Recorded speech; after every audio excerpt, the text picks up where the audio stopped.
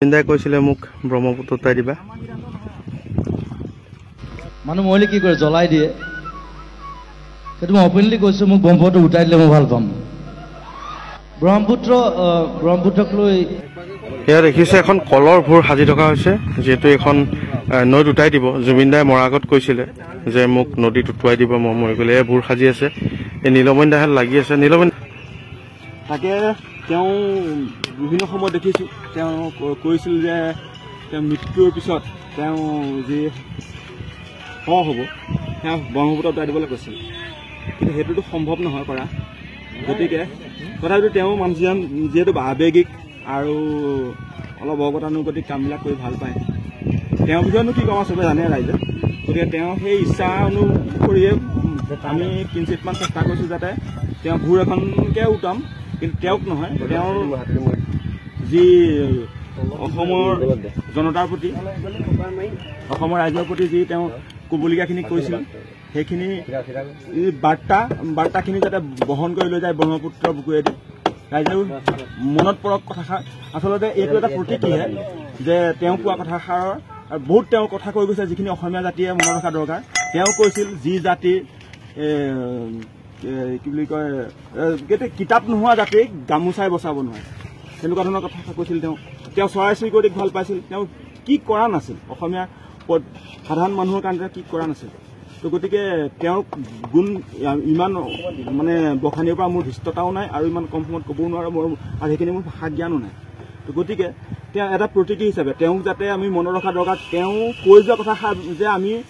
আমাৰ জীৱনত মানে তেওঁক জীয়াই ৰাখিব তেওঁৰ কথাখিনি জীয়াই ৰাখিবৰ কাৰণে এটা প্ৰতীকী হিচাপে আমি এই ভূৰখন আমি এতিয়া নদীত উটাব বিচাৰিছোঁ আৰু এই ভূৰখনে উটি উটি গৈ থাকিব জুবিন গাৰ্গে কি কৈ গৈছিল প্ৰত্যেকটো তেওঁ বিভিন্ন সময়ত কোৱা বিভিন্ন কথা অসমৰ যোনে এই ভূৰখন দেখিব যদি ভগৱানক প্ৰাৰ্থনা কৰিছোঁ যাতে এই ভূৰখন অসমৰ আমি যিটো প্ৰান্তৰ পৰা উটাইছোঁ তাৰ পৰা গৈ বাকী যিমানখন অসমৰ প্ৰান্ত পাব অসমৰ শেষ সীমালৈকে বা সাগৰলৈকে যদি ভূৰখন উটি যায় যোনে দেখিব তেতিয়া অন্ততঃ মনত পৰিব জুবিন গাৰ্গলৈ তেওঁৰ কথালৈ মনত পৰিব আৰু চবে সংকল্প ল'ব যে অনাগত দিনত জুবিন গাৰ্গৰ আদৰ্শৰে অনুপ্ৰাণিত হৈ পেলাই কাম কৰি যাম ইয়াতে নাহৰ পাতো ইয়াত দেখুৱাইছোঁ এই নাহৰ যিহেতু জুবিনে নাহৰ গছ খুব ভাল পাইছিলে নাহৰ লগাই দিব এয়া এই কণ ভাইটিকেইটাও তেওঁলোকে লাগি আছে তোমালোকেও লাগি আছা ন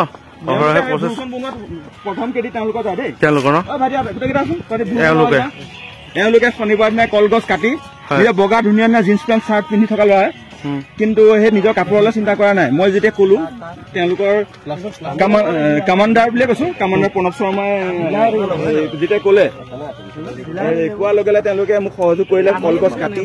আমাৰ জোখতকৈ বেছিকৈ কলগছ কাটি আনিলে তেওঁলোকে আনি পেলাই এইখিনি গোটেইখিনি সহযোগ কৰিলে ভূৰখন বনোৱাত আৰু আজিও এয়া আহিছে ওলাই আজি এয়া ভূৰখন দেখুৱাইছোঁ বনাই থকা হৈছে আগফালে জুবিনদাৰ এয়া ফটো জুবিনদাই যিহেতু নাহৰ গছ খুব ভাল পাইছিল খুব প্ৰিয় আছিলে সেইকাৰণে নাহৰ লগাই দিছে চবতে এইফালে দেখিছে এয়া নাহৰ লগাই দিছে চবতে এয়া ভিতৰতে চাকি গছ জ্বলাই নদীত উটুৱাই দিব কিছু সময়ৰ পিছতে আৰু ইয়াতে দেখিছে গামোচা চেলেং সকলো দি দিছে তেওঁৰ কাৰণে জুবিনৰ কাৰণে এয়া শ্ৰদ্ধাঞ্জলি এয়া লৈ গৈছে নদীত উটাবলৈ এয়া চাওক সকলোৱে লৈ গৈছে কেনেধৰণে এয়া জুবিনদাৰ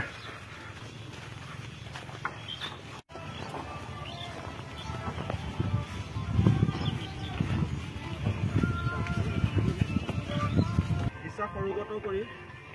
আমি কিঞ্চিতমান চেষ্টা কৰিছোঁ তাত যদি দিওঁতে তহঁতে কৰোঁতে মেলোতে আমাৰ কিবা অপৰাধ হৈছে ক্ষমা কৰিব আৰু আপুনি য'তেই আছে তোৰ পৰা আমাক আশীৰ্বাদ কৰিব যাতে আপোনাৰ আদৰ্শত অনুপ্ৰাণিত হৈ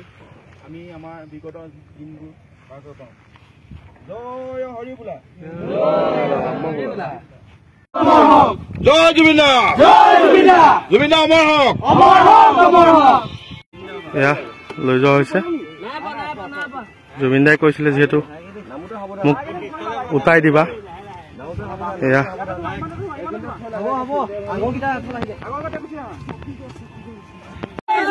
এয়া উঠাই দিছে এয়া চব এখন ভূৰত উটাই দিছে এনেধৰণে জুবিন দাই কৈছিলে মোক ব্ৰহ্মপুত্ৰ উটাই দিবা এইখন গৈ থাকক এতিয়া ব্ৰহ্মপুত্ৰ সাগৰ গৈ থাকিব এতিয়া কোনো